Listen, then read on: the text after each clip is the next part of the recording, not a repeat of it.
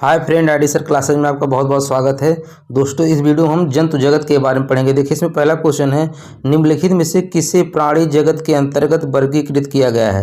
तो प्राणी जगत के अंतर्गत किसको वर्गीकृत किया गया है? ये मेटाजोआ को। ठीक है, किसको किया गया है? मेटाजोआ को। देखिए, इसके पहले आपने पढ़ा था कि प्राणी जातियों जो जीव है वनस्पति, तो उसका वर्गीकरण किसने किए थे?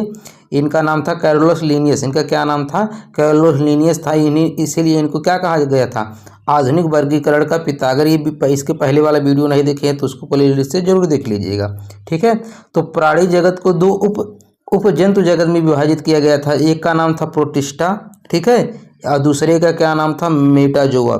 एक पहले का क्या नाम था? प्रोटिस्टा। ठीक है, क्या नाम था पहले का? प्रोटिस्टा। ठीक है, और दूसरे क्या नाम था? मेटाजोआ। तो यही पूछा है कि प्राणी जगत के अंतर्गत जो वर्गीकृत किया गया था उसका क्या नाम है? मेटाजोआ और प्रोटिस्टा। तो अगला क्वेश्चन है, बिना कोशिका भित्ति वाले बहुकोशिकीय प्राणियों को निम्न में से किस समूह के अंतर्गत रखा जाता है? तो किस समूह के अंतर्गत रखा जाता है? एनीमिलिया के अंतर्गत रखा जाता है। किसके अंतर्गत रखा जाता है? एनीमिलिया। अब यहाँ देखिए, कह रहा है कि कोशिका भित्ति, तो बिना कोशिका भित्ति किसको रखा जाएगा? एनीमिलिया। कोशिका भित्ति किस में पाया जाता है? पादप में पाया जाता है, यानी पौधों में पाया जाता है। ठीक है, अब कोशिका वाले देखे होंगे कोशिका वाला वीडियो, तो वहाँ बताए थे कोशिका भित्ति से जरूर क्वेश्चन पूछता है। ये किस में पाया जाता है? पादप में पाया जाता है। और कोशिका भित्ति किससे बना होता है? सेलुलोज से बना होता है। किससे बना होता है? सेलुलोज से बना होता है। ध्यान दीजिएगा, ये सिर्फ पादप में पाया जाता है। तो बिना कोशिका भित्ति वाले बहुकोशिकीय प्राणियों को निम्न में से किस समूह के अंतर्गत रखा जा सकता है? एनीमिलिया की। ठीक है, देखिए, जो जंतु जगत है थोड़ा सा डिफिकल्ट टॉपिक होता है। तो एक बार में आपको तो बिल्कुल समझ में नहीं आता है, इसको जब बार बार पढ़ेंगे तब आपको समझ में आएगा। ठीक है, जब इसके सारे प्रकार पढ़ लेंगे तो आपके दिमाग में कुछ ना कुछ बैठता रहता है। जैसे देखिए, अगला है कि के प्राणी अगतिशील होते हैं। के प्राणी अगतिशील होते हैं, तो किसके प्राणी अगतिशील होते हैं? देखिए, जो आपका होता है पोरीफेरा, इसको बोला जाता है पोरीफेरा। ठीक है, इसके जो प्राणी होते हैं ये क्या होते हैं? अगतिशील होते हैं। क्या होते हैं? गतिशील होते हैं। अच्छा देखिए, जो पोरीफोरा होता है, ठीक है, जो पोरीफोरा होता है ये देखिए, ये दो शब्दों से मिलकर बना होता है, पोरस। ठीक है, पोरस और क्या होता है? फेरी होता है। तो पोरी मतलब ही होता है, यानी पोरस मतलब ही होता है छिद्र। ठीक है, क्या होता है? छिद्र होता है। पोरस मतलब ही छिद्र होता है। तो जहाँ पर पोरीफेरा आए तो पोरी मतलब क्या होगा? पोरस हो जाएगा, जिसका मतलब क्या होता है? छिद्र। और इसके मतलब अगर इस जगत के होंगे, ठीक है, तो उस पर क्या होगा? बहुत ज़्यादा छोटे छोटे छिद्र बने होते हैं। इसी के माध्यम से क्या करते हैं? श्वसन करते हैं, यानी सांस लेते हैं। इसी कारण इसको स्पंज कहा जाता है। इसी के कारण इसको क्या कहा जाता है? स्पंज भी कहा जाता है। तो कौन सा हो जाएगा? पोरीफोरा हो जाता। और ये क्या होते हैं? अगतिशील होते हैं, यानी ये चल नहीं सकते हैं। ये क्या होते हैं? चल नहीं सकते हैं। चलिए देखते हैं अगला क्वेश्चन। अगला क्वेश्चन है कि निम्न में से क्या अचल होते हैं? अभी बताएं कि पोरीफोरा जो क्या होते हैं? अचल होते हैं, यानी चल नहीं सकते और एक ठोस आश्रय सपोर्ट से जुड़े रहते हैं। ये चल नहीं पाते हैं और एक ठोस आश्रय से जुड़े रहते हैं। वो क्या होते हैं? पोरीफोरा होते हैं। क्या होते हैं? पोरीफेरा होते हैं। अब देखिए, इसमें इसके उदाहरण पूछ लिए, तो देखिए इसका उदाहरण क्या होता है? साइकन होता है। क्या होता है? साइकन होता है। ठीक है, इसके बाद यूप्लेटिगला होता है। ठीक है, इसके बाद स्पोंजिला होता है। देखिए, अगर एक और ध्यान रखिएगा, ज़्यादा तो साइकन के ही बारे में पूछता है, लेकिन आप ये भी ध्यान रखिएगा, यूप्लेकटले। ठीक है, यही होता है। देखिए, इसका थोड़ा नाम भी डिफिकल्ट होता है, तो दो ध्यान रखिएगा, साइकन और यूप्लेटिगला।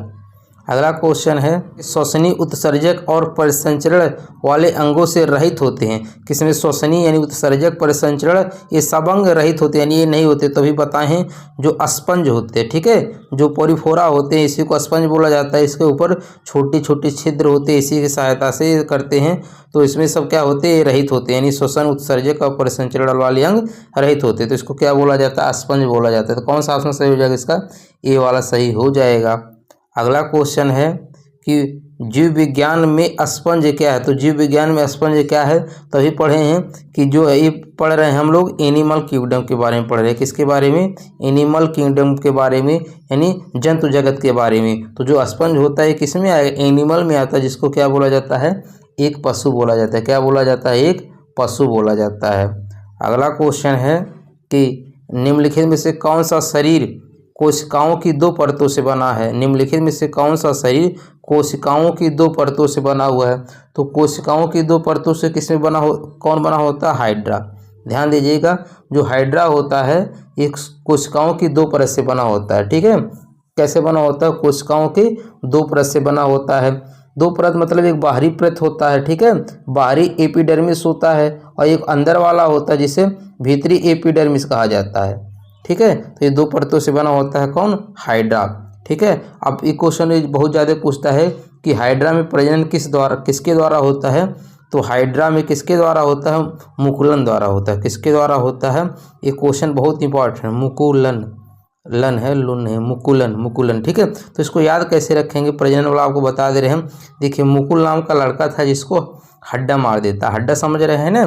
तो मुकुल नाम का लड़के को हड्डा मार देता। देखिए, इसमें जो टॉपिक हैं, इसमें कुल आपके जंतु जगत में कुल 150 क्वेश्चन है। ठीक है, कुल 150 से ज़्यादा क्वेश्चन है।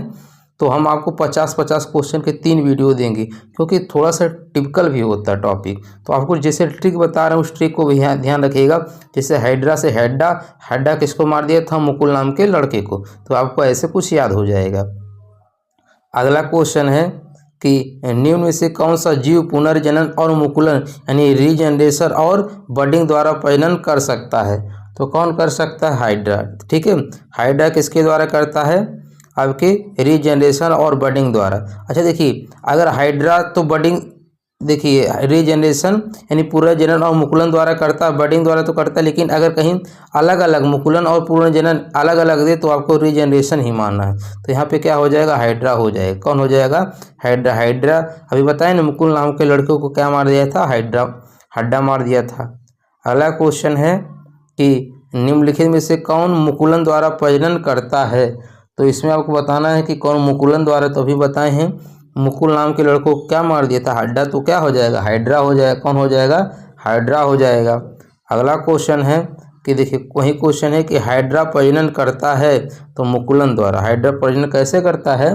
मुकुलन द्वारा करता है। ठीक है, देखिए अब एक टॉपिक तो आपको याद ही हो गया होगा कि हाइड्रा कैसे प्रजनन करता है? मुकुलन द्वारा करता है। अगला क्वेश्चन है कि में मुकुलन द्वारा प्रजनन होता है तो किसमें होता है? हाइड्रा में। किसमें होता है? हाइड्रा में। तो कौन सा ऑप्शन सही होगा? इसका सी वाला सही हो जाएगा। दोस्तों, आपसे रिक्वेस्ट है, यदि चैनल पे न्यू हैं तो प्लीज़ चैनल को सब्सक्राइब जरूर कर दीजिएगा। वीडियो आपको अच्छा लगे तो लाइक कमेंट करके फीडबैक जरूर कर दीजिएगा। इस वीडियो को टारगेट रखा गया 100 लाइक। 100 लाइक जरूर कर दीजिएगा।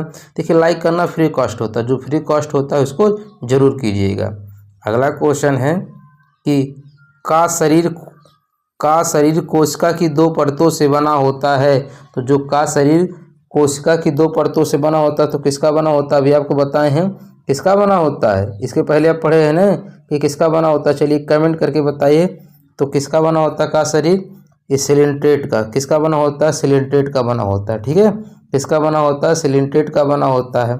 अब देखिए, सिलिंट्रेटा क्या होता है? एक बहुकोशिकीय जंतु होता है। इसके उदाहरण क्या होते हैं? हाइड्रा होते हैं। इसके उदाहरण क्या हो जाएंगे?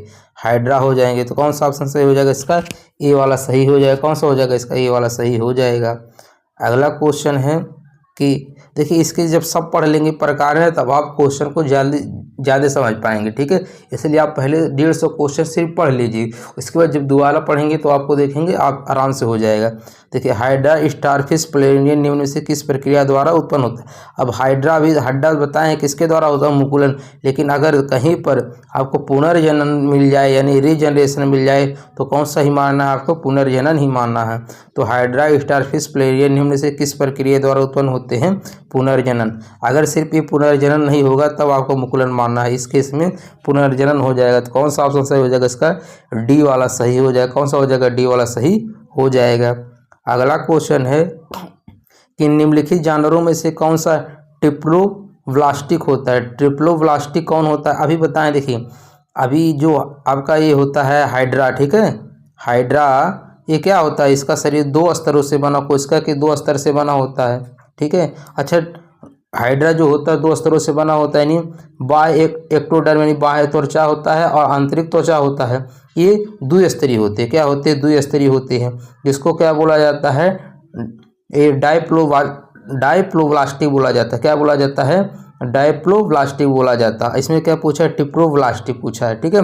तो इसमें से पूछा है कि कौन सा नहीं है, तो कौन सा नहीं होता है, जेलीफिश। कौन सा नहीं होता है, जेलीफिश नहीं होता है। कौन सा नहीं होता है, जेलीफिश नहीं होता है, क्योंकि ये किस में आते हैं, सिलिंट्रेटा में आते हैं। किस में आते हैं, जेलीफिश सिलिंट्रेटा में आते हैं, ठीक है। हाइड्रा हो गया, देखिए हाइड्रा हो गया, जेलीफिश हो गया, ये सब किस में आते हैं, सिलिंट्रेटा या निडेरिया के अंतर्गत आते हैं, ठीक है।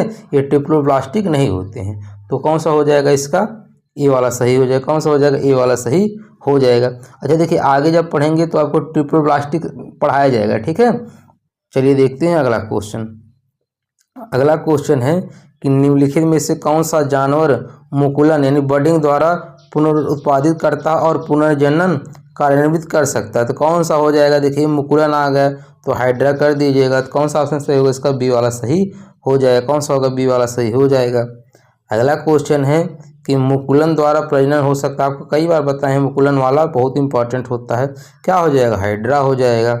अगला क्वेश्चन है कि कलिका द्वारा विकसित नई जीव है। आपको बताना है कि कलिका द्वारा विकसित नया जीव है। तो कलिका द्वारा विकसित कौन सा जीव होता है, हाइड्रा होता है। कौन सा होता है, हाइड्रा होता है। कौन सा होता है, हाइड्रा होता है। हाइड्रा में कलिकाएं प्राय, हाइड्रा जो होता है उसमें जो कलिकाएं होती है प्राय शरीर के जठर भाग में पाई जाती है, ठीक है। चलिए देखते हैं अगला क्वेश्चन।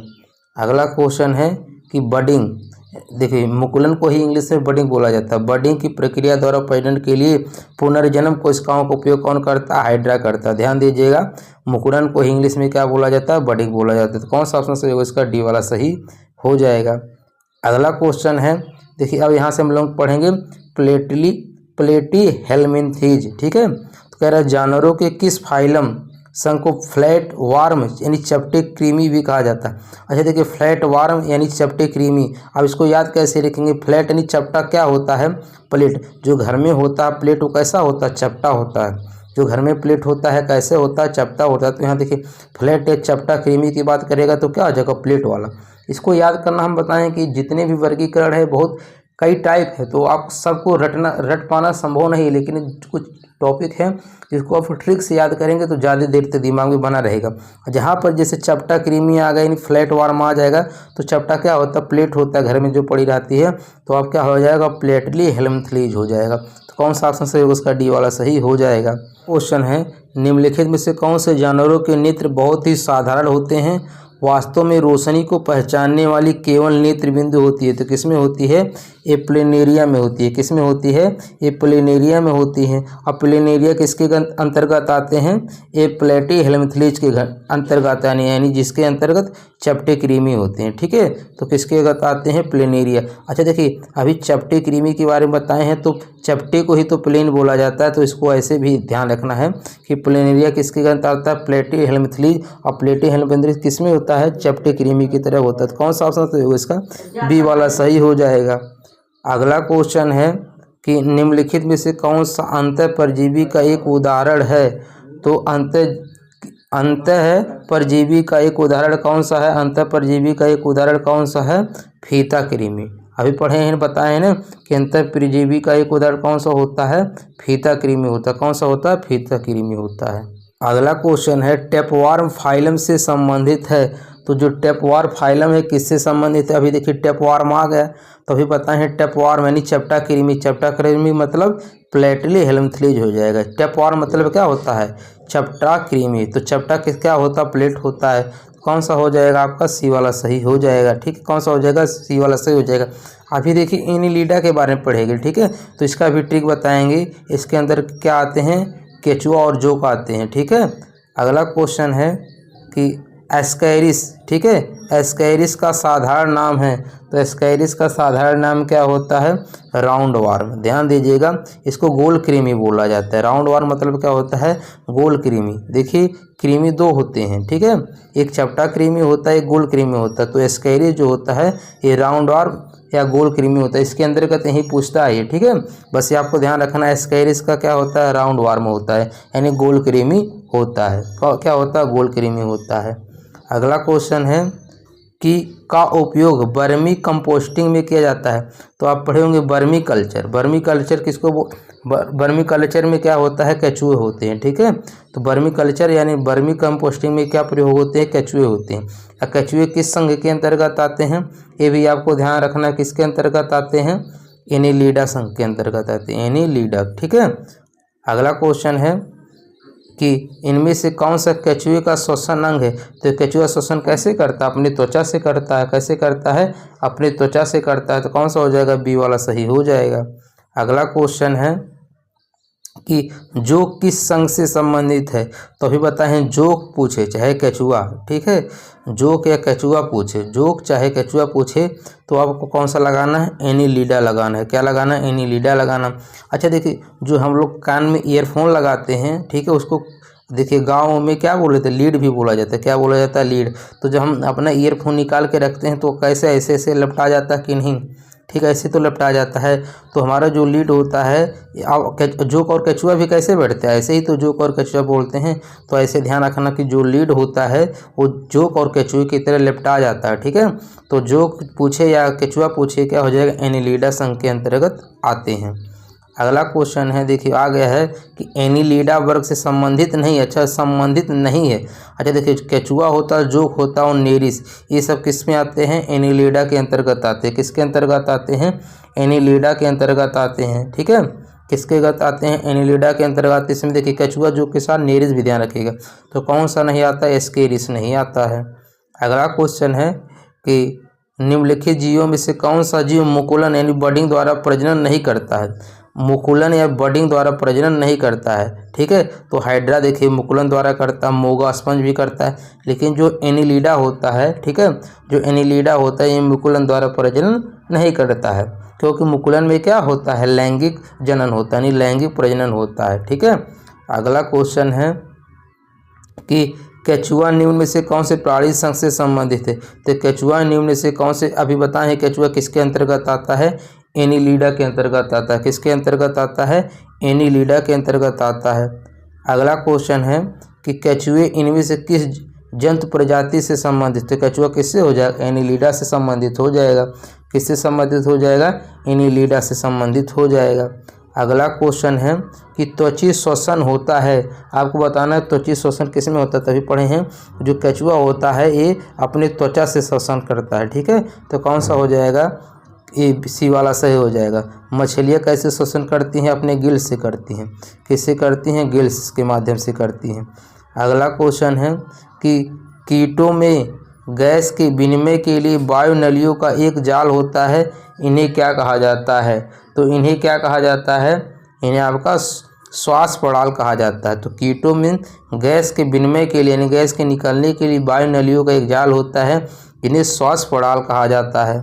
अगला क्वेश्चन है कि तितली के जीवन चक्र की तीसरी अवस्था लार्वा के बाद क्या कहलाता है। तो तितली के जीवन चक्र की तीसरी अवस्था, ठीक है, तीसरी अवस्था ये क्या कहलाता है, ये कोशित कहलाता है। क्या कहलाता है, कोशित कहलाता है। क्या कहलाता है, कोशित कहलाता है। तो कौन सा ऑप्शन सही हो जाएगा इसका, डी वाला सही हो जाएगा, ठीक है। कौन सा हो जाएगा, डी वाला सही हो जाएगा। देखिए तितली के जो जीवन चक्र होता है, इसका पहला जो अवस्था होता है, ठीक है, ये क्या होता है, अंडा होता है। क्या होता है, पहला देखिए, पहला क्या होता है, अंडा होता है। और दूसरा क्या होता है, लार्वा होता है। क्या होता है, लार्वा होता है। क्या होता है, दूसरा लार्वा होता है। दूसरा क्या होता है, लार्वा होता है। तीसरा प्यूपा होता है। तीसरा प्यूपा होता है, जिसे क्या कहा जाता है, कोशित कहा जाता है। जिससे क्या कहा जाता है, कोशित कहा जाता है। जिसे क्या कहा जाता है, कोशित कहा जाता है। तो कौन सा ऑप्शन सही हो जाएगा इसका, डी वाला सही हो जाएगा। कौन सा हो जाएगा, डी वाला सही हो जाएगा। अगला क्वेश्चन है कि कीट किसके द्वारा सांस लेते हैं। तो कीट किसके द्वारा सांस लेते हैं, ये क्वेश्चन कई बार पूछा है, श्वास छिद्र द्वारा। कीट किसके द्वारा लेते हैं, श्वास छिद्र द्वारा लेते हैं। किसके द्वारा लेते हैं, ये कीट ये श्वास छिद्र द्वारा लेते हैं। त्वचा द्वारा कौन लेता है, केचुआ लेता है, ठीक है। अगला क्वेश्चन है कि पादपों को समूहों में विभाजित किया जाता है, निम्न विकल्पों में से कौन सा उनमें से एक नहीं है। तो पादपों को समूहों में विभाजित किया जाता है, उनमें से कौन सा नहीं है। तो देखिए पादप में आवृतबीजी होता है, थैलोफाइटा होता है, नग्नबीजी होता है, लेकिन इसमें पादप का वर्गीकरण में कौन सा नहीं आता? आर्थ्रोपोडा। आर्थ्रोपोडा किस में आता है? एनिमल किंगडम में आता है। तो कौन सा ऑप्शन सही हो जाएगा? इसका ए वाला सही हो जाएगा। अगला क्वेश्चन है कि पशुओं के इनमें से किस फाइला में उनके पैर जुड़े होते हैं? तो किस में होता है उनके पैर जो जुड़े होते हैं? आर्थ्रोपोडा। आर्थ्रोपोडा में क्या होते हैं? उनके पैर में क्या होते हैं? जोड़ीदार होते हैं और जुड़े हुए होते हैं। ठीक है, चलिए देखते हैं अगला क्वेश्चन। अगला क्वेश्चन है कि घरेलू मक्खी का जीव वैज्ञानिक नाम क्या है? तो घरेलू मक्खी का जीव वैज्ञानिक नाम क्या होता है? मुस्का डोमेस्टिका होता है। क्या होता है? मुस्का डोमेस्टिका होता है। इसके पहले वाले वीडियो में हमने कई जीव जंतु के वैज्ञानिक नाम बताए थे। अगला क्वेश्चन है कि तिलचट्टों में श्वसन के माध्यम से होता है। तो तिलचट्टों में जो श्वसन होता है किसके माध्यम से होता है? श्वास रंध्रों के माध्यम से होता है।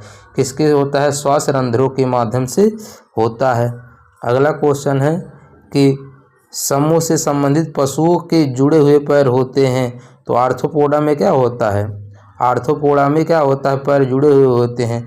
तो कौन सा ऑप्शन सही होगा? इसका सी वाला सही हो जाएगा। देखिए पोरीफोरा के बारे में पढ़ चुके। पोरीफोरा मतलब स्पंज, यानी इसमें छिद्र होते हैं। ठीक है, एनीलिडा मतलब क्या होता है? केचुए जोक हो गया। ठीक है, मोलस्का के बारे में अभी नहीं पढ़े हैं। ठीक है, तो पैर किस में जुड़े होते हैं? आर्थ्रोपोडा के बारे में पढ़ चुके। अगला क्वेश्चन है कि जंतुओं का सबसे बड़ा समूह। ये क्वेश्चन काफ़ी इंपॉर्टेंट है। ये क्वेश्चन कई बार पूछ सकता है कि जंतुओं का सबसे बड़ा समूह कौन होता है? आर्थ्रोपोडा होता है। क्या होता है? जंतुओं का सबसे बड़ा समूह आर्थ्रोपोडा होता है। अगला क्वेश्चन है कि कदाचित जानवरों का सबसे बड़ा समूह होता है। तो आर्थ्रोपोडा क्या होता है? जानवरों का सबसे बड़ा समूह होता है। क्या होता है? जानवरों का सबसे बड़ा समूह होता है। अगला क्वेश्चन है कि निम्नलिखित में से कौन सा जंतुओं का सबसे बड़ा समूह है? तो ये आर्थ्रोपोडा होता है। कौन सा हो जाएगा? इसका सी वाला सही हो जाएगा। कौन सा हो जाएगा? सी वाला सही हो जाएगा। अगला क्वेश्चन है कि निम्नलिखित में किसके अधिकतम पैर होते हैं? तो किसके अधिकतम पैर होते हैं? सहस्त्रपाद के। सहस्त्र मतलब क्या होता है? हजार। पाद मतलब पैर, जिसके 1000 पैर होते हैं। तो यही पूछा है कि किसके अधिकतम पैर होते हैं? सहस्त्रपाद के होते हैं। अगला क्वेश्चन है कि निम्नलिखित में से किस जीव को सोशल इंसेक्ट नहीं कहा जा सकता है? तो सोशल इंसेक्ट किसको नहीं कहा जा सकता है? देखिए चींटी को कहा जाता है, मधुमक्खी और टर्माइट को कहा जाता है, लेकिन झींगुर को नहीं कहा जाता। इसको ध्यान रखिएगा, झींगुर को नहीं कहा जाता है। अगला क्वेश्चन है कि संभवतः प्राणियों का सबसे बड़ा समूह, तो अभी पढ़े हैं, क्या होता है? प्राणियों को सबसे बड़ा समूह आर्थ्रोपोडा होता है। क्या होता है? आर्थ्रोपोडा होता है। अगला क्वेश्चन है कि मकड़ियों में कितनी जोड़ी आंखें होती है? तो मकड़ियों में ध्यान रखिएगा 4 जोड़ी होती है। मकड़ियों में 4 जोड़ी आंखें होती हैं। अगला क्वेश्चन है, अगला और लास्ट क्वेश्चन है, इनमें से किस कीट के दांत होते हैं? तो किस कीट के दांत होते हैं? ततैये एवं भौरे के। ततैये एवं भौरे के क्या होते हैं? दांत होते हैं। देखिए दोस्तों, इसमें हम लोग 47 क्वेश्चन कवर किए आगे के। ठीक है, आगे देखिए जब ज़्यादा क्वेश्चन आता है तो वीडियो बनाने में प्रॉब्लम होती है और एडिट जल्दी नहीं होता। ठीक है, एक्सपोर्ट भी जल्दी नहीं होता है। तो हम आपको 50-50 क्वेश्चन करके 2 वीडियो और देंगे। आपका वहाँ से एनिमल किंगडम ख़त्म हो जाएगा। मिलते हैं नेक्स्ट वीडियो में, तब तक के लिए धन्यवाद। और हाँ, 100 लाइक ज़रूर कर दीजिएगा।